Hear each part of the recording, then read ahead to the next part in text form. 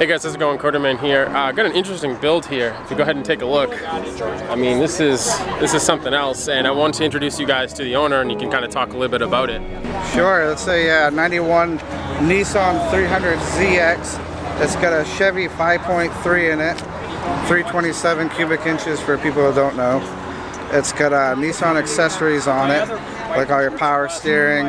It's got a Nissan 5-speed transmission in it.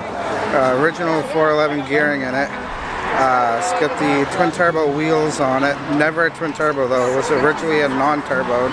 It's a 2+2, which is the rear seat in the back, 2 in the front. Got rid of it. It's got a stereo system now.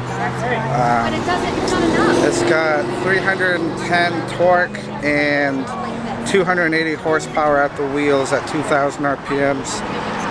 Good torque numbers for a daily, or not a daily driver, but a street car.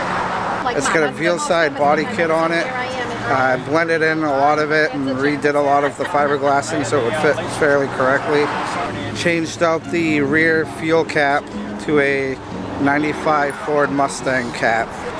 Get rid of a lot of body lines and lights and the original antenna that was in the back that used to pop up, which is now gone. And go around, it's got full suspension, and it's got the Teen Flex Z adjustable coilers on it, and it's got still-in mufflers with a 2.5-inch exhaust and an X-pipe.